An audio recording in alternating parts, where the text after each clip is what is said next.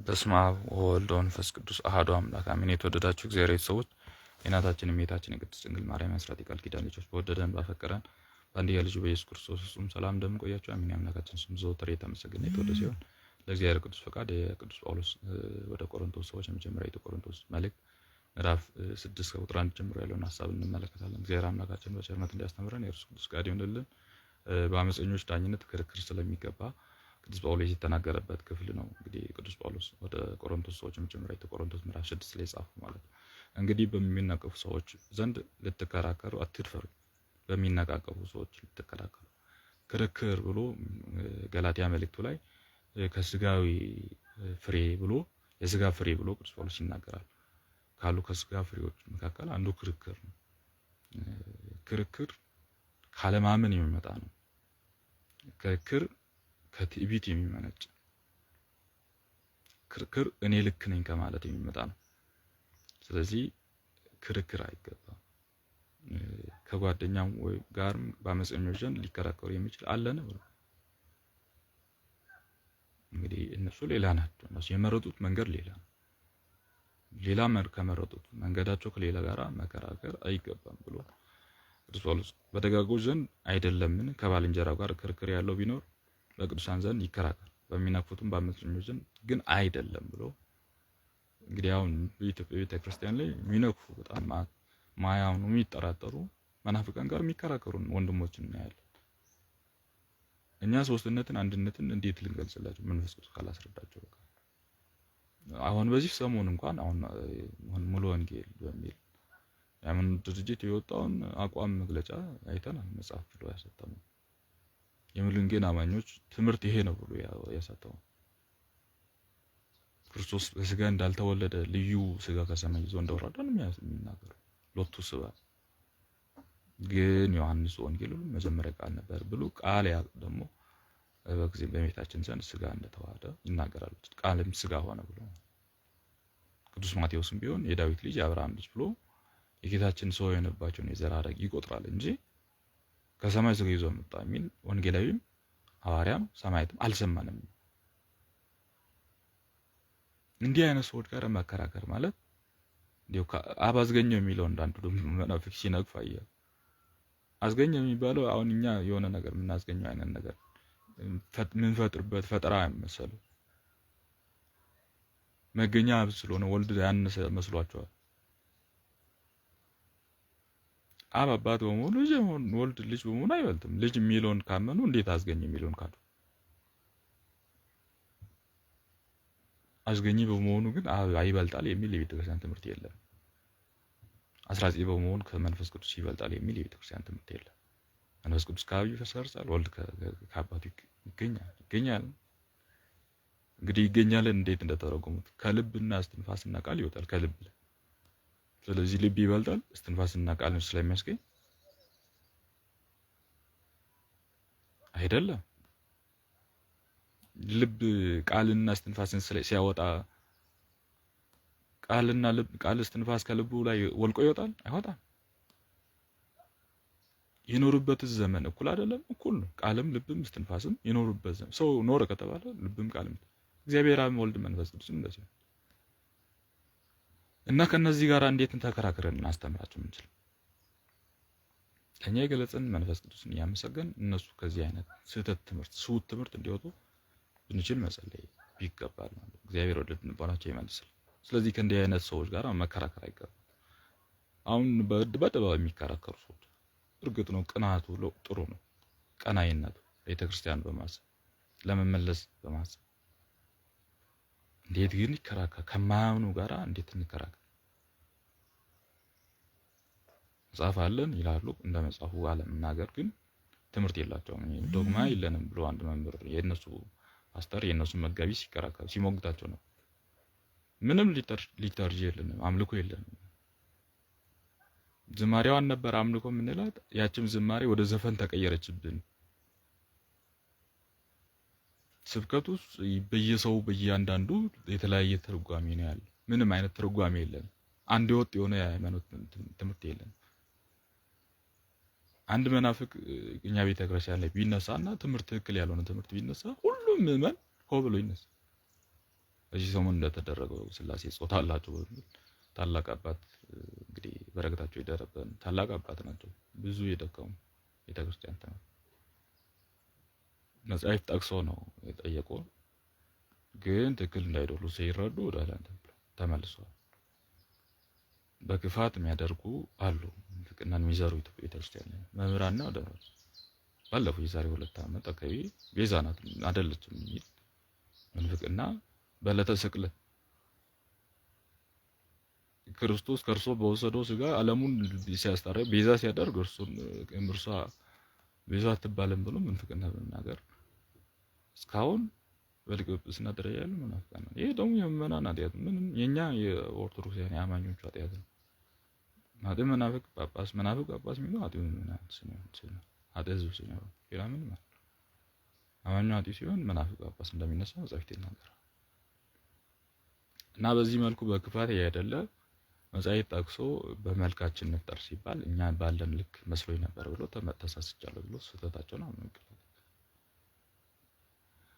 እና እንደዚህ ቤተክርስቲያን ወጥ የሆነ ትምህርት ካለት ቤተክርስቲያን ጋራ ወጥ የሆነ ትምህርት የሌላትም ቤተክርስቲያን ዶግማ ትምህርት የሌላትን የትርጓሜ መስመር ሰንሰለት የሌላትን አተረጓጎም ልዩነት 30 ሚሊዮን ደርሰናል ብለዋል ባለፈው 30 ሚሊዮን አተረጓጎም አላቸው 30 ሚሊዮን አንዱ አይደሉም ይገርማል 30 ሚሊዮኑን አንድ የሚያደርግ የሃይማኖት ድርጅታቸው አንድ የሚያደርግ ትምህርት እያቀረበላቸው አይደል ሰንተር የለም መሀል እኛውን ሲኖዶስ ሰንተራችን ነው የተሳሳተ ቢኖር በሲኖዶስ እናስወግዛለን ማዕከላዊነት የለውም ከነዚህ ጋራ ምን እንግዲህ መከራከር ቅዱስ ጳውሎስ እንደማይገባ ይናገራል ቅዱሳን ሰውን ሙሉ ብትከራከሩ ግን ከቅዱሳን ጋራ ይሁን ብሎ ይናገራል ይመክራል ከማያምኑ ከአባኞች ጋራ ይሁን እሱም ለመልካም ነገር ነው የምንከራከር ለድህነት የሚሆነው ለሚጠቅመን ነገር እንጂ ለማይረባን ነገር ከቅዱሳንም ቢሆን ጋር አንከራከር ቅዱሳንም ሰውን ሁሉ እንደሚያገኙት አታውቁምን እናንተ ሰውን ሁሉ የምትዳኙ ከሆናችሁ ይህንን ትንሽ ነገር ልትዳኙ አይገባችሁም የዚህን ዓለም ዳኝነት ተውትና በመላእክት እንኳን እንደምንፈርድ አታውቁም ነው ቅዱስ ጳውሎስ የካህናት ስልጣኑን ያህል ከፍ ያለ እንደሆነ ይናገራል ማለት ነገር ግን የዚህ ዓለም ክርክሮች ያላቸው ሰዎች ቢኖሩ ቤተክርስቲያን የተሾሙ የቦታዎች ወንድሞች የሰሟቸው ምንንም የሚሏቸው ስዘልፋቸው ነው እንግዲህ ከመላእክት ወንድሞቻችሁ ከወንድሞቻችሁ ጋር ማስታረቅ የሚችል ሽማግሌ የለምን ነገር ግን ወንድም ከወንድሙ ጋር ይካሰሳል ይህም የማያምኑ ፊት ይደረጋል ብሎ አማኞች በአሕዛብ ፊት መካሰስ እንደማይገባ በመካሰሳችን ክርስቲያኖች ልክ ክርስቲያን ትክክለኛ ክርስትና አልያዙም የሚሉ መናፍቃን ይመስላሉ ማለት እየተካሰሱ እኛ ፍርድ ቤት እንተው ይላሉ ማለት እኔ ምን ኦርቶዶክስ ግን ምን ክርስቲያኖች ናቸው በክርስቶስ ግን ያላየነበት መካሰስና ለሌላው ቤዛ መሆን ክርስቶስ ያሳየን ሌላውን መከራ መቀበልን ሌላውን መሸከም ሌላውን ኃጢአት መሸከም ነው ክርስቶስ ያሳየን እንግዲህ ጸብና ክርክር ካላችሁ ከመጀመሪያው ጀምሮ ውርደት እንደሚሆንባችሁ ወቁ እንግዲያማ እንዴት አትነጠቁም እንዴትስ አትገፉ አሁን ቢሆን እናንተ አመፀኞች ቀማኞች ናችሁ እንደዚህም ወንድሞቻችሁን ትበድላላችሁ ብሎ የሚከራከሩ ሰዎች ወንድሞችን መበደል ክርስትናን ማሰደድ እንደሆነ ቅዱስ ጳውሎስ ይናገራል ማለት ቀጥሎ መንግስተ ሰማያትን ስለማይወርሱ ሰዎች ይናገራል አመፀኞች እግዚአብሔርን መንግስት እንዳይወርሱ አታውቁምን ይላል በአመፃ የጸና በክርክር የጸና ባለማመን የጸና በኃጢአት የጸና ንስሐ መግባትን እምቢ ያለ አይወርስም ይላል ቅዱስ ጳውሎስ አያስታችሁ ሴሰኞች ወይም ጣዖት የሚያመልኩ ወይም አመንዝሮች ወይም ቀላጮች ወይም በወንድ ላይ ዝሙትን የሚሰሩባቸው ቢሆን ሌቦች ወይም ቀማኞች ወይም ሰካሮች ወይም ተሳዳቢዎች ወይም ናጣቂዎች የእግዚአብሔርን መንግስት አይወርሱም እንግዲህ እናንተ እንዲህ ስትሆኑ እነማን ናችሁ ነገር ግን በጌታችን በኢየሱስ ክርስቶስ ስም በአምላካችን መንፈስ ታጥባችኋልና ተቀድሳችኋልና ጸድቃችኋል እንዲህ ማድረግ ካለባችሁ መቀደሳችሁን መጽደቃችሁን አጠፋችሁ እንጂ ኃጢአት እያደረጋችሁ ጸድቃችኋል ተቀድሳችኋል ያላደረጋችኋል ምዘሙቱ ከሆነ የተቀደሰ ሰውነታችሁን ለኃጢአት ለርኩሰት አልፋችሁ ተሰጣችኋል ሌቦች ዘማቾች ጋር እነዚህ የዘረዘር ናቸው ሰውነትን ለእግዚአብሔር ክብር ማድረግ እንደሚገባ ቅዱስ ጳውሎስ መልሶ ይናገራል በእውኑ ሁሉ ላይ ስልጣን አለኝ ግን ሁሉ የሚጠቅመኝ አይደለም ሁሉም ይቻለኛል ነገር ግን በእኔ ላይ እንዲሰለጥን የማደርገው ምንም ነገር የለም ዝሙት ደስ ሊያሰኝ ይችላል፣ ግን አላሰለጥኑም እያለ ቅዱስ ጳውሎስ ሁሉን ማድረግ ይችላሉ። ማድረግ ስለማልችል አይደለም የምከለከለው፣ ለእውነት ለወንጌል ለዘላለም ሕይወት ነው የምተወው እያለ ነው ቅዱስ ጳውሎስ። ስለዚህ ክርስቲያን ለዚህ ነገር ለመንግስተ ሰማያት ብሎ ለእግዚአብሔር ብሎ እግዚአብሔር ደስ ለማሰኘት ብሎ ከዚህ አይነት ነገር መቆጠብ ይገባል። መብል ለሆድ ነው፣ ሆድም ለመብል ነው። እግዚአብሔር ግን ሁለቱንም ይሽራቸዋል። ስጋችሁም ለእግዚአብሔር ነው እንደ ዝሙት እንጂ ለዝሙት አይደለም። እንግዲህ ሆድ ለመብል ነው፣ መብልም ለሆድ ነው ማለት ባል ለሚስት ናት፣ ባልም ለሚስት ናት፣ ሚስትም ለባል ናት። ይህ ባልነትና ሚስትነት ግንኙነቱ ግን በዘላለም ሕይወት የለም። እንደ መላእክት ይኖራሉ ብሎ ጌታችን ተናግሯል። ሆድም እህልም እንደሚጠፋ ባልነትም ሚስትነትም ይጠፋል። ይሄንን የሚጠፋውን ስሜት በማይጠፋው በዘላለም እሳት ለምን ታቃጥላላችሁ? ያለም ዝሙት ያለው ዓለም የሚጠራው እሱ ነው። ስሜቱ ይጠፋል። እንኳንስ ሲኦል ሞተን ቀርቶ በስጋ እንኳን ሸምግለን የሚጠፋ ነገር እርጅና ሲጨዛ ነው የሚተወንን ኃጢአት እሱ ኃጢአቱ ከመተው በፊት እኛ ኃጢአቱን እንተው ያለ ቅዱስ ጳውሎስ። እነዚህ በዚህ መልኩ መብል ለሆድ ነው፣ ሆድም ለመብል ነው ማለት ባል ለሚስት ናት፣ ሚስትም ለባል ናት፣ ባልም ለሚስት ናት፣ ሚስትም ለባል ናት ስለተባለ ሁሉ ጊዜ ምግብ ለሆድ ነው ስለተባለ ሁሉ ጊዜ እንደማይበላ እንግዲህ ሰዓት ተጠብቆ ጥቂት ተበልቶ ነው የሚኖረው። ግንኙነቱንም ለጥቂት አድርጉ እንጂ ከዛም ከዚህችም ጋር እየወደቃችሁ ሰውነታችሁን አታርክሱ እያለ ቅዱስ ጳውሎስ ይመክራል። ጌታ ኢየሱስ ክርስቶስም ከሙታን ያስነሳው እግዚአብሔር እኛንም ከኋለኝነቱ ያስነሳናል። እኛ ተጠያቂዎች ነን፣ ምን እነሳነን እንዲሁ ዝም ብለን እንደ እንስሳት ምንጠፋ አይደለም። አሁን እንስሳት ከተለያየ የላም ጋር በሬ ግንኙነት ቢያደርግ አይጠይቅም፣ ውሻ እንደዛ። ስለዚህ እኛ ተጠያቂዎች ነንና በዚህ መልኩ ስጋችን ማርከስ እንደማይገባ ቅዱስ ጳውሎስ እንደ ጌታችን እንነሳለን ብሎ ጌታችን ተነስቷል፣ እኛም እንነሳለን። ስጋችሁ የክርስቶስ አካል እንደሆነ አታውቁምን? እንግዲህ የክርስቶስ አካል ወስዳችሁ አመንዝራ አካል ታደርጋላችሁ? አይገባም። ከአመንዝራ ጋር የተደረገውን ከእርሷም ጋር አንድ አካል እንድትሆን አታውቁምን? መጽሐፍ ሁለቱንም አንድ አካል ይሆናል ብሏልና። አንድ ቀን ሄዶ ከአመንዝራይቱ ጋር የወደቀው የአመንዝራይቱን ሰውነት ይዋረሳል።